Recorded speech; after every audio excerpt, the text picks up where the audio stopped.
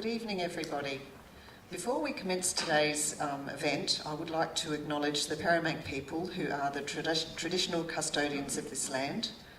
I would also like to pay my respects to elders past and present, and I extend that respect to other Indigenous people who are present. So thank you very much for turning up today. We've had such a huge interest in this particular event. The bookings were still coming in this afternoon. So there's quite an interest in this story, so it's great. It's good for us to know.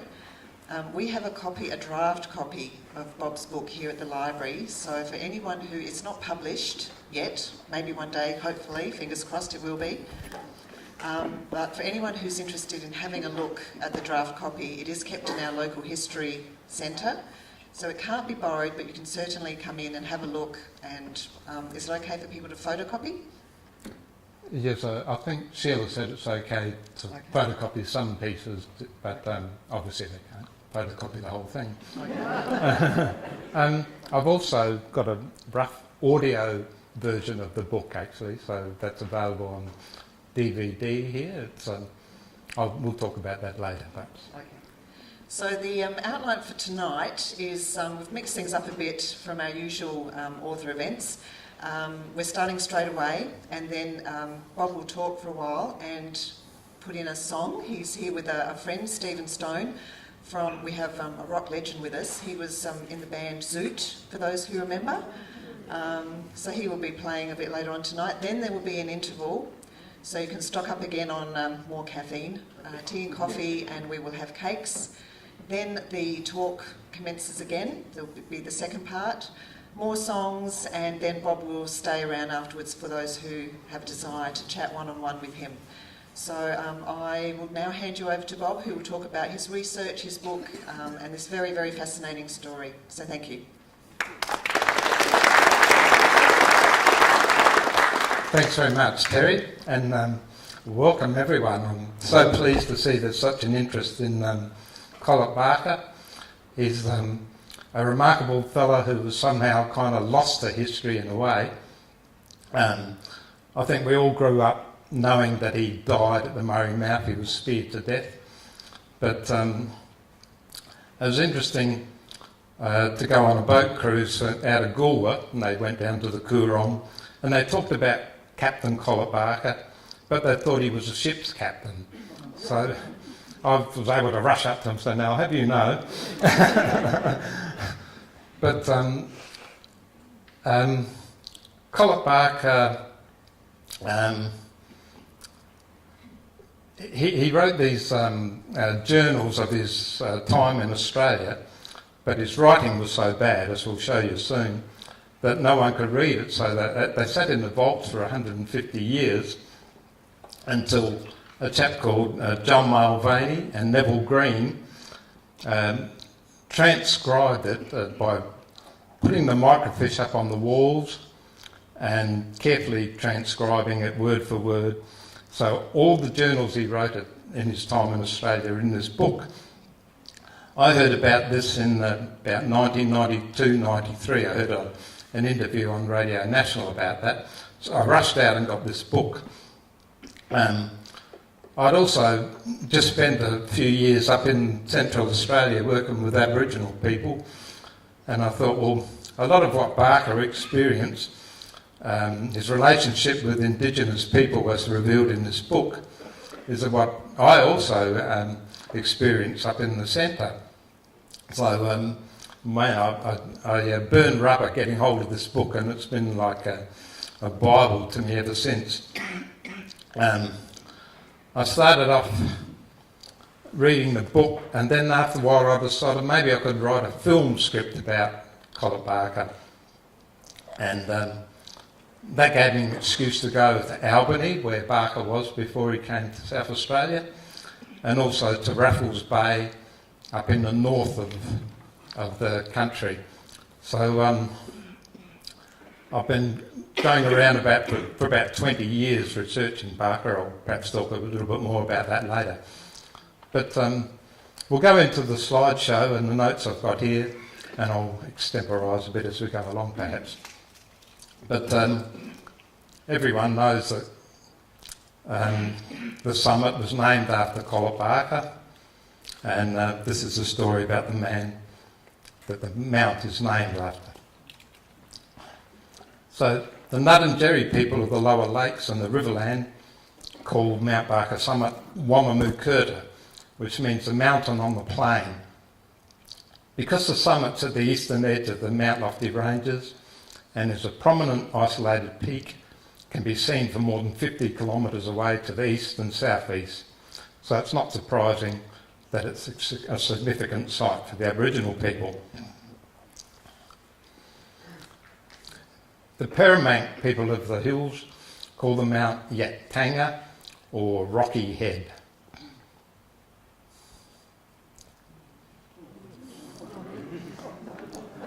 And this is an example of Barker's writing.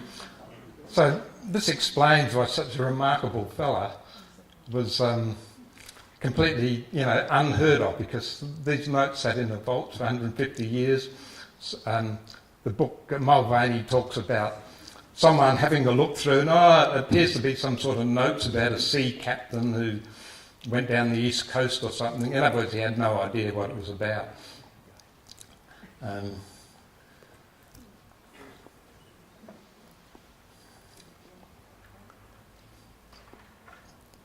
So in the 1920s,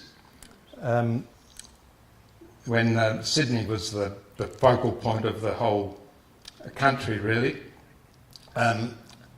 they sent groups out to settle isolated places so they could reinforce their claim on the land, really. So we had Moreton Bay, which is modern-day Brisbane, and we have Raffles Bay, and Fort Dundas up here.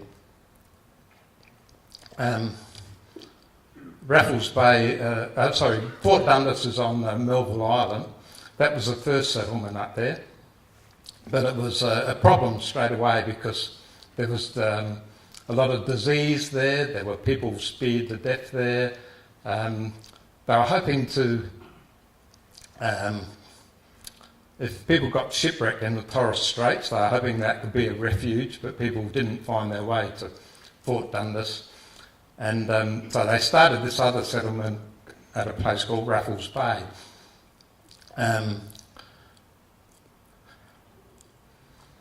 And after a while, it was determined that Raffles Bay would be where they'd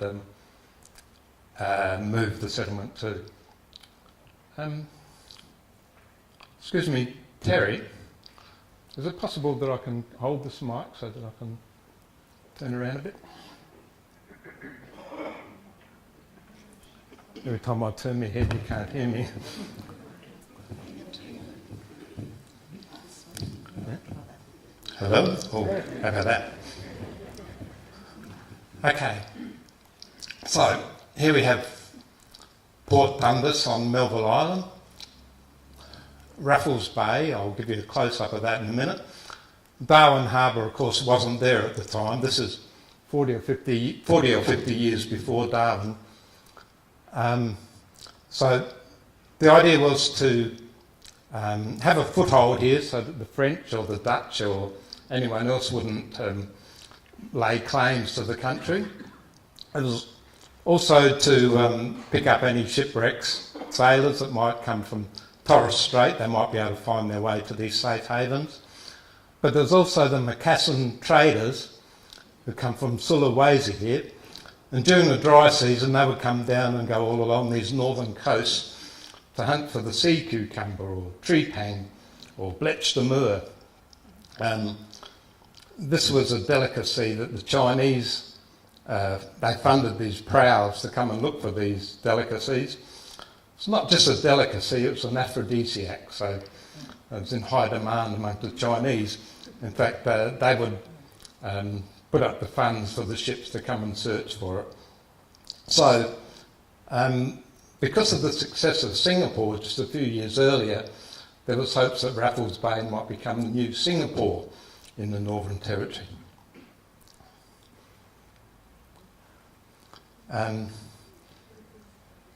The other interesting place there was Kupang at West Timor, because a lot of supplies came from Kupang as well as coming from Sydney. Ships would leave from Sydney and they'd go in an anti-clockwise direction, so they'd service Moreton Bay, Raffles Bay, Port Dundas, and they'd go right around down the western coast to King George's Sound, which is modern-day Albany, and then back to Sydney. And by the time they got there, there'd be other ships on the way doing the circular route. So that would mean all the orders that came from Sydney or the Colonial Office in London, or any reports you made to them, or any requests you made for goods, would take this circuitous route before anything happened on the ground. Now this is a close-up of where Raffles Bay was. Raffles Bay was just in there, the fort. I went up to research by flying to Darwin and then catching a plane to Croker Island. I stayed in the Mindjaling community here, hired a boat which took me across the strait here and found the old ruins of Fort Wellington there, which we'll have a look at later.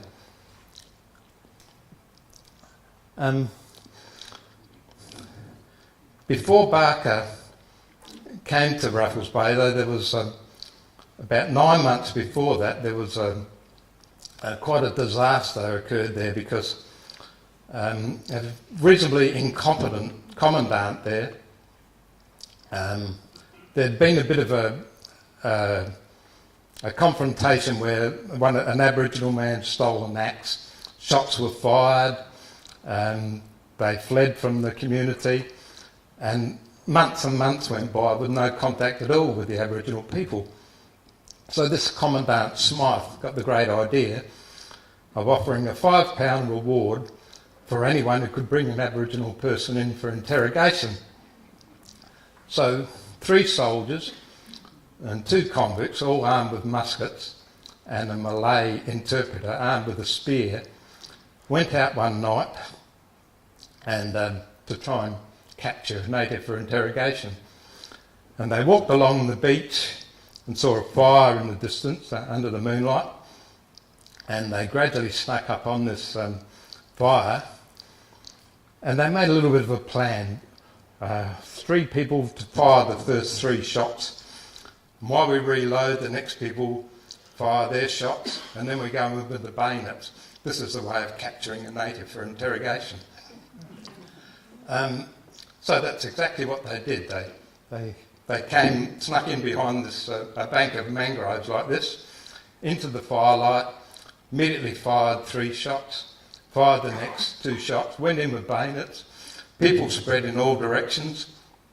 They rushed around trying to find someone to capture. They came back to the firelight, and a figure was rushing towards the water with 2 bundles under their arm.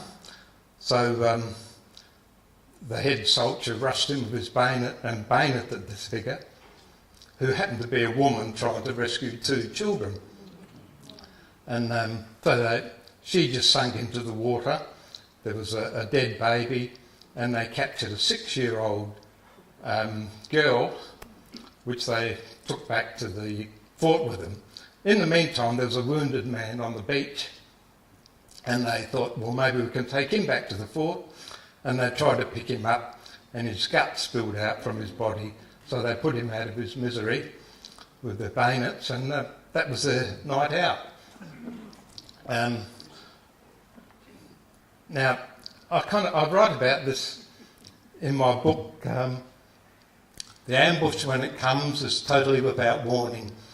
In the gap between the beach and the scrub, where a patch of mangrove grows, the marauders burst from shelter with muskets raised.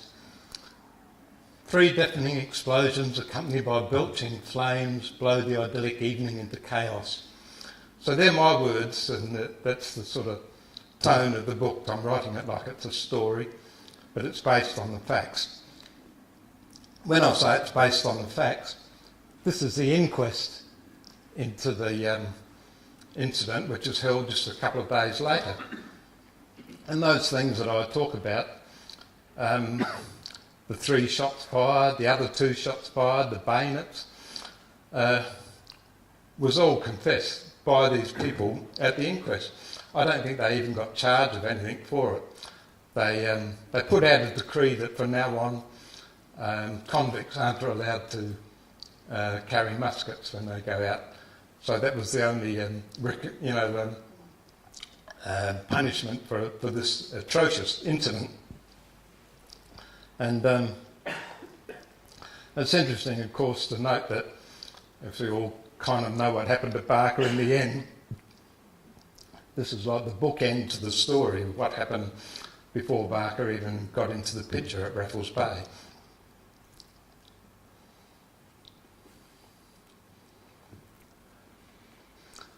Once again here, this is the official report. This is Historical Records of Australia. And, she made a desperate resistance, rushed into the water, and he gave her a wound with a bayonet. This he certainly should not have done had he been certain it was a woman, but fearing that an escape would be made, he was determined, if possible, to secure the person. The woman fell and he supposes died in the water.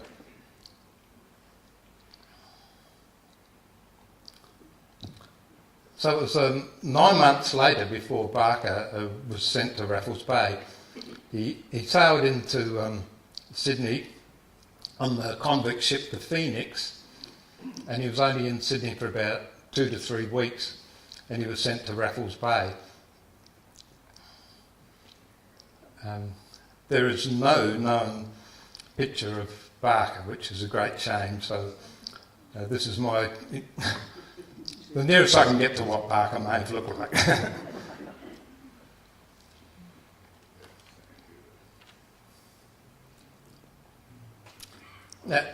At Raffles Bay you had the 39th Regiment soldiers and roughly an equal number of convicts, and it's only about 40 or 50 at most.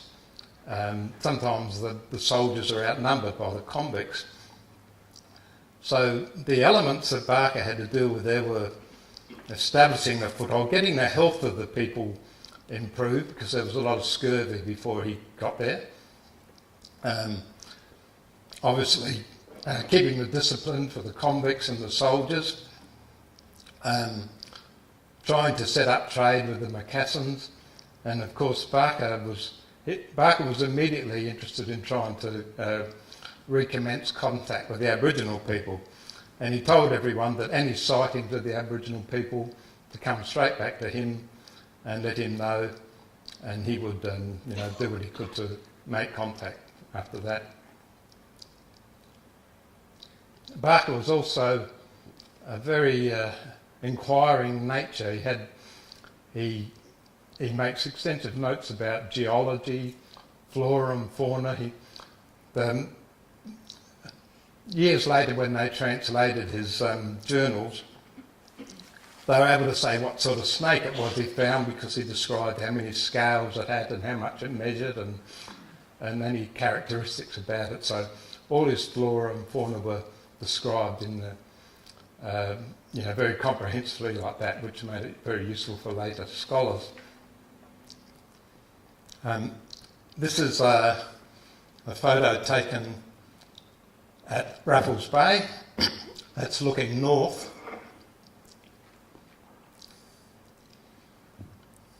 And you can see on the top of that point there was a fort that had a cannon on each corner. In the middle of it was a commissariat setting for the storekeeper, and on top of that store was Barker's accommodation. Barker had Mr. and Mrs. Mills were his personal servants, and of course from there he could observe any ships passing the opening to Raffles Bay or entering Raffles Bay.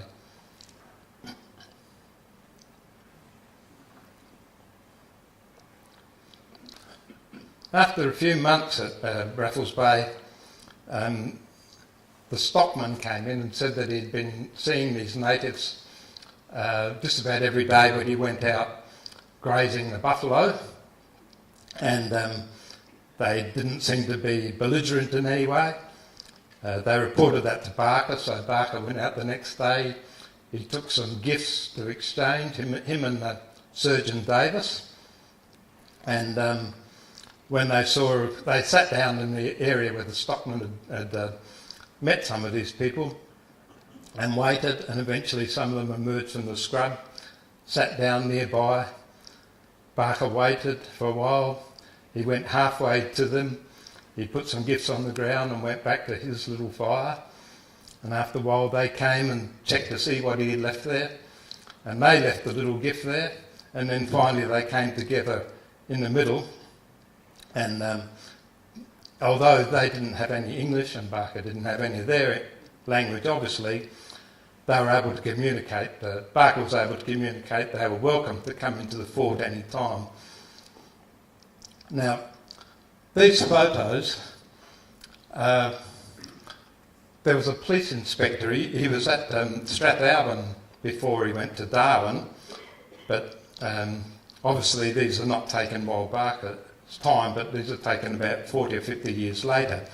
And these are the Ngarrindjerri people that Barker would have dealt with. The South Australian Museum had an exhibition of the collections of Inspector Falsh. There are hundreds and hundreds of photographs of Aboriginal people. And I managed to download some of these. I downloaded all the Ngarrindjerri images that I could, so that when I went to Kangaroo Island, I was able to burn them onto a disc and give them to the people there and show them what their ancestors looked like, because no one had thought to give them a copy of that before. So, yeah, they're fine-looking, healthy-looking mob of people, aren't they? This guy here, Wandi, gave some of the Macassans a bit of a hard time, and I think he got executed, so he was a bit of a hero to the people on Kangaroo Island. They thought he was a bit of a warrior.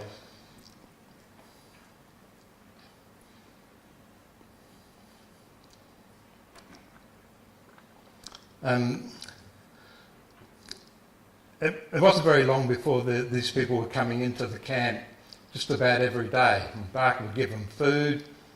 They'd bring turtle shells and fish. Barker was really pleased one day to just walk into the camp, and some of the visitors were there. And one of the natives had all the kids' hats piled up on his head and was sitting on a stump, and the kids were trying to knock the hats off his head, and he was weaving around and keeping his hat balanced on his head and having fun with the kids. So that's a good indication of the relationship he got going very soon. After some months there, they were always asking Barker if he wanted to come out and explore the country with them. So I think this is remarkable that he's the commandant of the fort, and yet he was trusting enough to go out and camp with these old fellas for 2 or 3 nights on his own. And they went across the other side of the bay and walked along the coast there. And when they came to areas like this where Barker said, I better get my shoes and socks off here. He said, oh no, don't worry, old man. And they picked him up on their back and carried him across the water so he didn't have to take his shoes and socks off. And Barker describes quite extensively how they said, oh, we're going to get some honey. We'll get some wild honey. So before they started looking for the honey, they got some bark, and they chewed it up and put it in their carry bags, and I thought, I wonder what that's for. And then they saw where the bees were flying into this hole in the tree, so they started chopping the tree down with a stone axe, and the head came off the axe, so they went and got some gum from the black boy tree. They mixed it with the spit and some other stuff, and Barker said they made up a mix that was a bit like cobbler's wax, and they were able to get this axe together, chop the tree down, and get the honey out, and then they travelled on and said, okay, time to share some honey now. So they'll give Barker the first feed. So they dipped this chewed up bark in the honey and gave it to him. And of course he wasn't going to be fussy about the fact that they'd been chewing up this bark for him, but that was why they did it, so it's easier to eat the honey. And then they lit a fire by rubbing a couple of sticks together, as you do, there's nothing to it. Speared a fish, cooked the fish, gave it to him. And of course Barker would have slept with these old men during that night. And so he doesn't write about that in his notes. But I can tell you from going up into the Northern Territory and sleeping with two old men, and I'm putting my swag up there. He's like, don't put your swag there, put it here between us two, or the Kadaitcha will get you. And I was like, wow, what sort of a night's this going to be? So I've used some of my description of what that night was like. You'll have to read the book to find out what I said about it.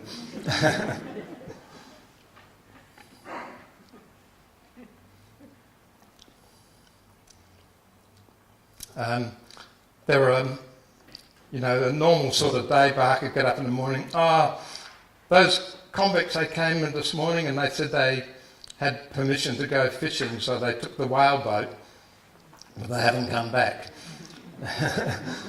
And it turned out they had a gun, they had a compass, they had various stuff they'd stolen and they'd taken off. And Barker sent another boat out to try and see if they could catch him. And he signalled from his fort and said, there they are, go that way. And they tried to pursue them, but they had the best oars on this boat that they'd stolen, so they, when the wind wasn't right, they were able to just row away and leave the others in their wake. Last seen heading towards Kupang or Timor, and they were never seen again. So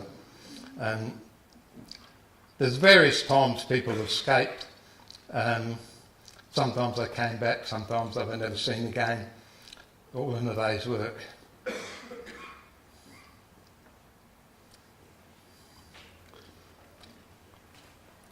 So after a while, when the dry season came, the Macassans started to visit. And as we said, they came from Flatpatry, Sulawesi up there, and that's the craft that they were travelling. They did a bit of trade with the Aboriginal people. Sometimes there was conflicts, although the Aboriginal people adopted a lot of the words. Ballander, what they call a white fella these days. That's a Macassan word. They started building dugout canoes, and that was inspired by the Macassans who built something similar. So,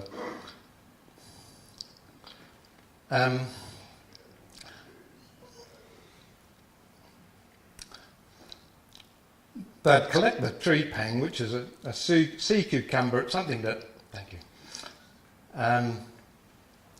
just is on just under the surface near the shallows, and they'd dry them in the sun, or they'd dry them over fires like this actually. They'd dry them out and on racks, and they'd set up like this wherever they were collecting. So they would have set up something like this at Raffles Bay. This is at Fort Essington, which is some 10 years later than the Raffles Bay, but there would have been similar goings on while Barker was there at Raffles Bay.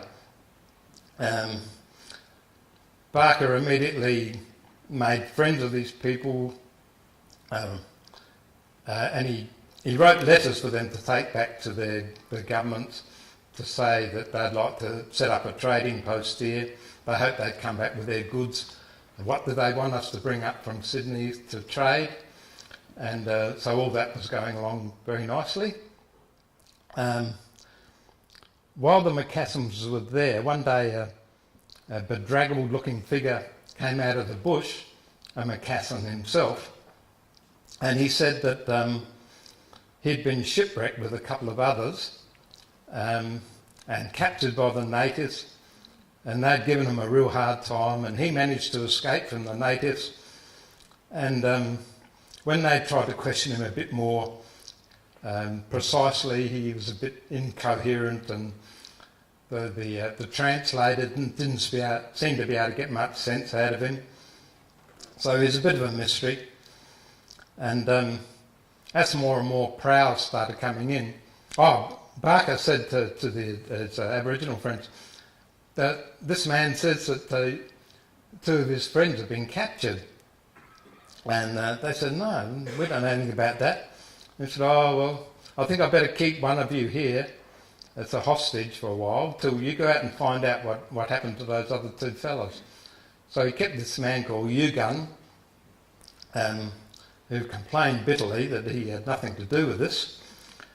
And this was causing a little bit of conflict. And anyway, then Barker went for a sail with Yugun up the western side of the bay, and he tried to make contact with other people who might know what happened to these other Macassans. And he wasn't able to find out anything, and eventually he let Yugun go. When he got back to the fort, he was told that there were a big mob of blackfellows had come over from Collet Island, and they weren't looking very happy. So he went out and met them, and it was obvious that they were worried about Yugun being held by him. But after a while they realised he'd been released, so there was no problem. And Barker got on quite well with those people in the end, and they went their merry way. But another week or two later, one of the proud captains come in and he said, this guy Dahatia that claims he was captured by the natives is my slave, and he's escaped from my prow. And the whole story was completely made up, which of course directly threatened the relationship with Aboriginal people that Barker had developed. So he wasn't very happy with Dahatia. But he talked it over with Surgeon Davis, and he said, now under English law, if a slave escapes and they come into this settlement, which is administered by us English people, should we give the slave back, or should we, keep him from being enslaved again? And they decided, no, the right thing to do is to not give him back to his owners. We might not be very happy with him, but we'll keep the moral high ground here and keep him with us. So he set him to work in the garden, and he earned his keep, believe me, after that. During the visits of the Macassans, Barker recorded the names of 35 separate prahs with over 1,000 people on board. He named all the captains, all the ships, and that record of all those things are in this book, The Commandant of Solitude. There were, despite all the burdens of duty, many insights in the daily lives of the settlers, such as Guy Fawkes Day was commemorated with a large bonfire. The King's birthday was celebrated with gunshot salutes and half holidays.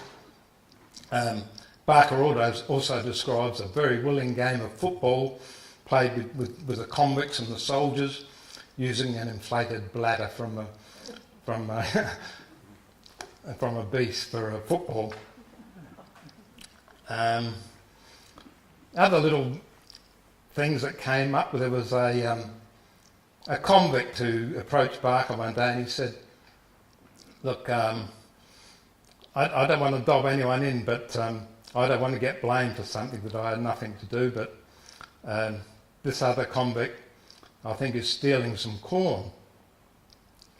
And Barker said, okay, well, you let me know when you think he's stealing corn from the garden, and we'll see if we can catch him in the act. And then this convict said, I think he's selling the corn to your manservant, Mills, and his wife, which really upset Barker, but he was obliged to look into it. So eventually the guy was emerging from the garden, and the other guy gave the signal. They captured him, and Barker went through this intensive process over the next few days, and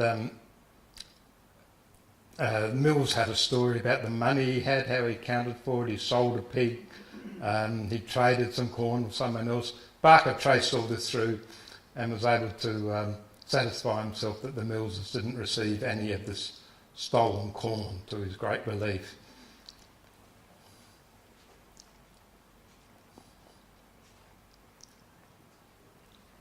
The Fort Dundas on the Melville Island that I told you about was closed down, and the remaining few soldiers, convicts, stores, and the main storekeeper there, who was actually the head of the storekeepers at both communities, were all transferred to Raffles Bay.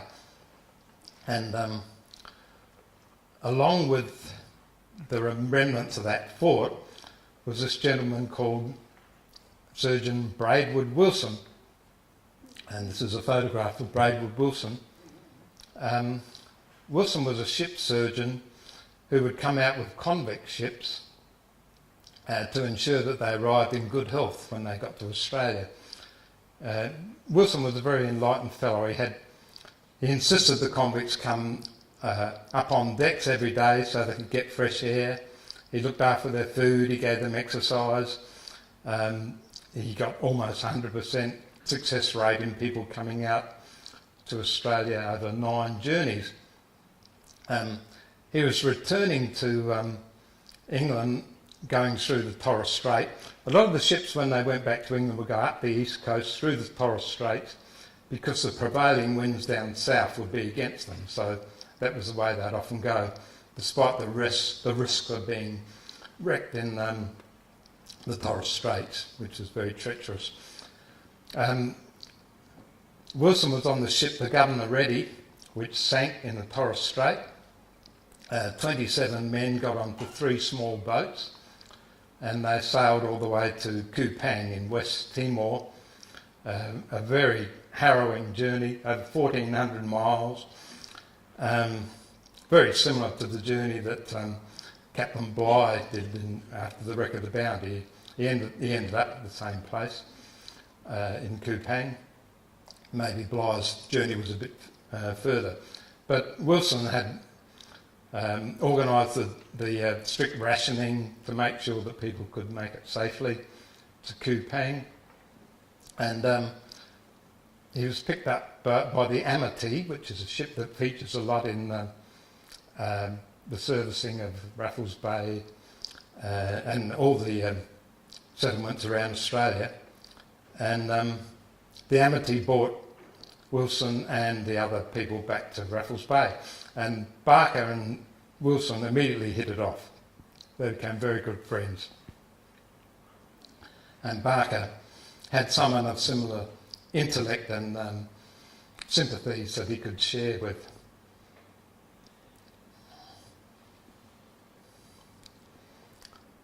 So we can see here where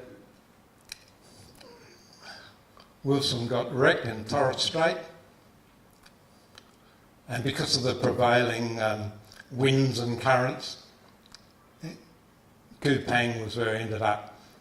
And there he's picked up by the Amity, which is the ship that I was talking about that serviced Fort Dundas, Raffles Bay, and went around Australia every now and then as well, and brought him back to Raffles Bay.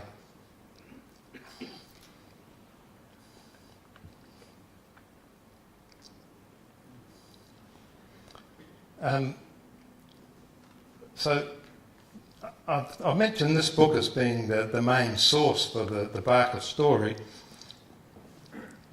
but Braidwood Wilson also had a book of his own called Story of a Journey Around the Earth, and all that book is contained in here. So that's really interesting because it gives a different someone else talking about Barker and his experiences, not just in his own words, but by someone else. And Wilson talked about when they visited Croker Island, for example. Barker and Wilson were walking along the beach, and all these kids come along and they say, Commandant, hey, and they're very excited to meet this man. But they'd never seen him before, and Barker had never seen him before. but his reputation was such that these kids were all excited about meeting this famous man, this Commandant Barker. So Barker doesn't mention that in his book.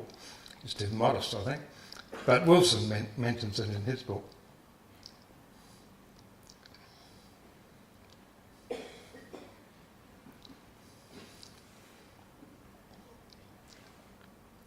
So Barker was at Raffles Bay for around about a year. Now, I've talked before about the slowness of communications. Earlier on in the settlement, people said, this place, it's all scurvy, hostile natives, it's impossible, it just doesn't work. They sent these reports to Sydney, they got sent back to the Colonial Office. In the meantime, Barker's developing this fantastic relationship with the Aboriginal people. He's got all the Macassans all keyed up to come and visit the next year to do trade. He was a very enthusiastic gardener, so the health of all the people in the settlement were improved.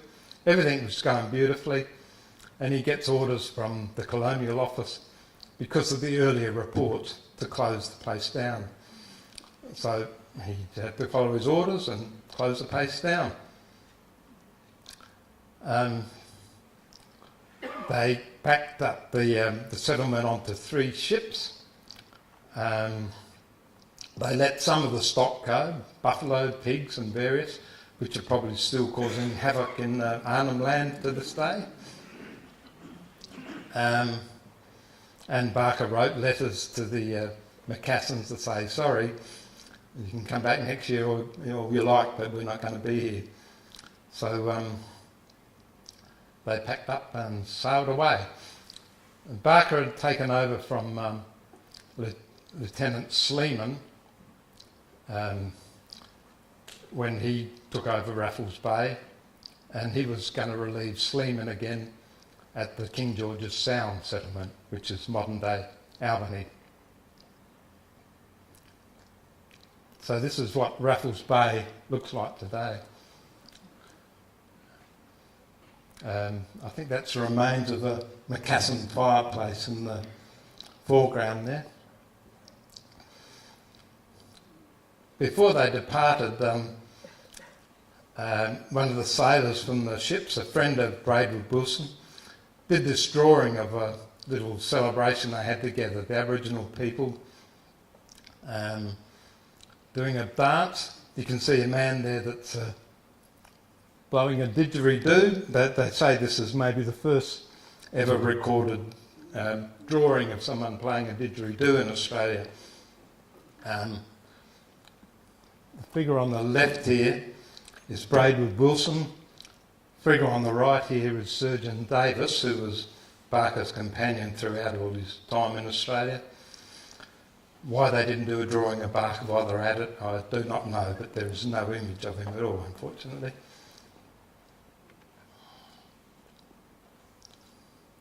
I mentioned earlier the raid on the Aboriginal community and the killing of the woman and a man and a child, but they also captured a 6-year-old who they called Mary Waterloo Raffles. And Barker befriended this little girl straight away. He got some of the women to make some decent clothes for her because she was getting around in rags. When the Aboriginal people, the Awajja, started coming into the camp, they tried to reconcile her with the people, but it was 9 months since she'd been captured, and she wouldn't have anything to do with them. All the rest of the time, they just could not get her to communicate with her own people. And when Barker got the order to leave Raffles Bay, they said, you have to leave that girl there. And he thought, how can I leave her here? It's like sending a refugee home, where they can't speak the language, isn't it, And anyway, the Awajja people said, no, you can't leave her here. She needs to go with you. So that's what happened. He took Mary Raffles down to King George's Sound when he left. Also, when he left, they called into Kupang to get a bit of stock and ready for the trip down the west coast. And Barker decided the Haitian, the escaped slave, should be left at Kupang. But he was really upset about this. He threw his arms around Barker's knee and begged to be taken with him to his new settlement.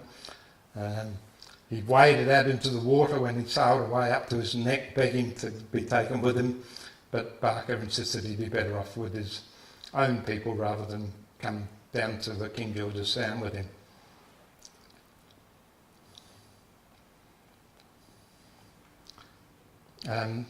This is the remains of the fort. Oh, excuse me. They say this was probably an armoury. A lot of the buildings at Raffles Bay were made of timber, so there's pretty well nothing left of them, but there's the armoury. They think it was an armoury. Macassan fireplace.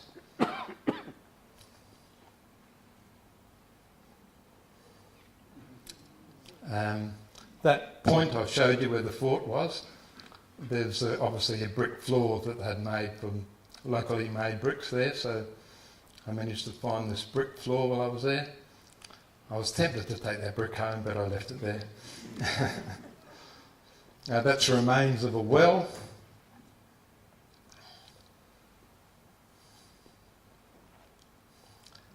That's a slipway cut through the coral rock, so the ships would anchor in the middle of the harbour and small ships would ferry the goods in and out of using this slipway. This is one of the traditional owners of, particularly of the Raffles Bay settlement, Stephen Fijo. I was supposed to meet Steve when I went out to Croker Island. When the plane landed on Croker Island, I saw this man getting on the plane. And I thought, I wonder who he is. And it turned out to be Steve. He had to go into Darwin on sorry business, a funeral. So I spent 10 days there. I did get out to the ruins, but when Steve turned up a day before, I had to go back to Darwin. So if only I'd been here, we could have camped together out there at Raffles Bay, and wouldn't that have been good? But anyway, I'm not complaining. I got a lot done, and I met Steve. He's a wonderful guy. So this cairn marks the site of Fort Wellington, second British settlement in North Australia from June 1827 to August 1829, garrisoned by men of the 39th Regiment of Foot and Royal Marines. It was unveiled by the Honourable MP Justice W.E.S. Forster, Acting Administrator of the Northern Territory, on Monday the 26th of September 1977 to commemorate the 150th anniversary of the founding of the settlement. It also honours the Aboriginal and white peoples who lived here. And you can see that one, it's been a bit strewn around a bit because of tornadoes in the district. Cyclones, I should say. So before they left, Barker showed his Aboriginal friends around the garden, says, here's the bananas, don't eat them till they're yellow. There was an extensive garden, and he was hoping that they'd learn to facilitate some of the food there. What was left of the fort, this is all yours, do what you like with it. And they were saying, when are you coming back? When are you coming back? They couldn't bear the idea of him leaving, but he was sadly had to say that he didn't think he would be coming back. One of the last acts before they left, the carpenter climbed a wooden pole and nailed a tattered flag to the flagpole, and away they went.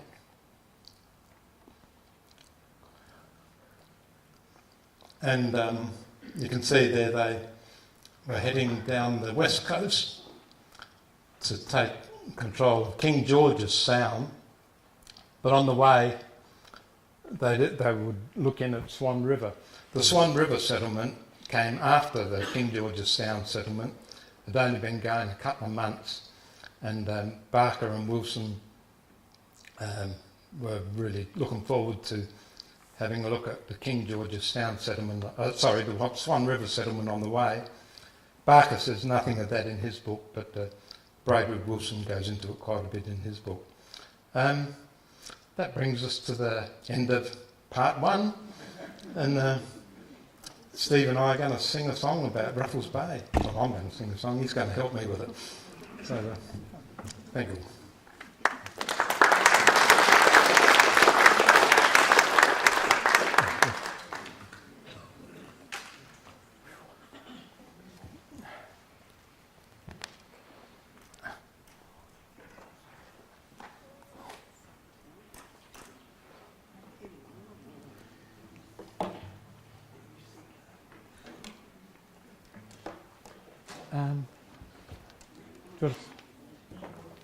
Yeah, I think Dave wants us to move across a bit more with the light.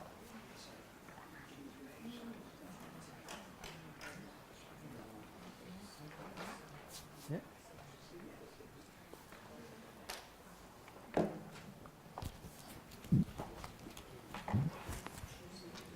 I'm very pleased to have Steve Stone accompanying me here tonight. He's a local legend of the music industry. He's a fantastic multi-instrumentalist, and makes me feel much more comfortable to have him here.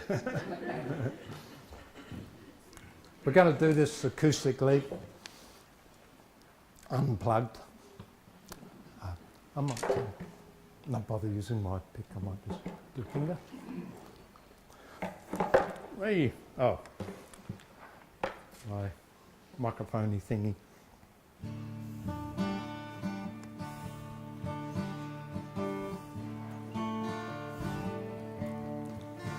In the far north territory, by the Arafura Sea, here the ancient race of people live in peace and harmony, where the jutting Coburg inlets host bays of tranquility.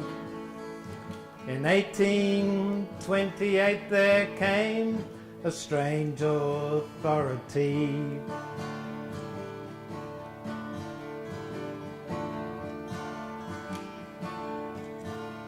At Raffles Bay they chopped the trees and tried to till the land.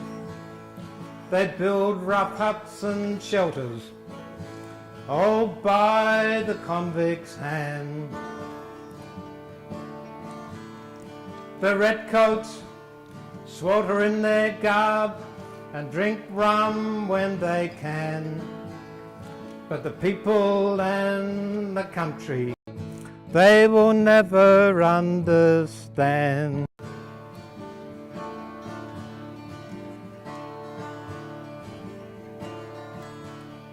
But Captain Collet Barker had another point of view. His mind was always open to ways of old and new. He shares his food, he trades with them, he sits down on the ground. He listens to their ancient songs, the strange didgeridoo sound.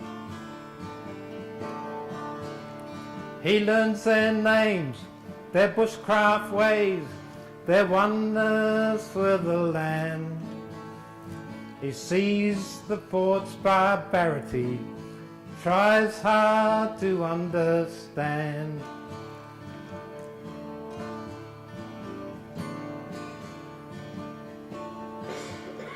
He camps out overnight with them in the far side of the bay. They share fresh fish, bush honey. They're proud to show their way. He sleeps with them, he dreams with them, till sunshine lights the day. He knows that things are not the same and will never be again.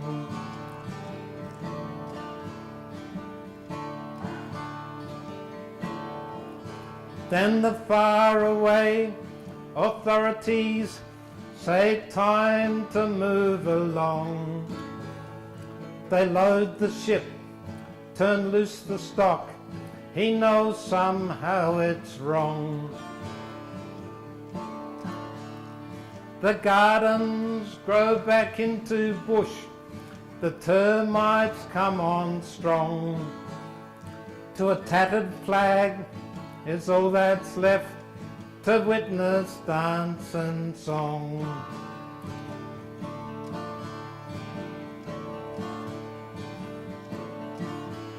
Yes, Captain Collet Barker had another point of view. His mind was always open to ways of old and new. He learnt from them, he gave to them, he sat down on the ground. He listened to their ancient songs, the strange Idaki sound. He tried to teach his fellow men to forego senseless hate. He farewelled his Awadja friends and sailed off to his bay.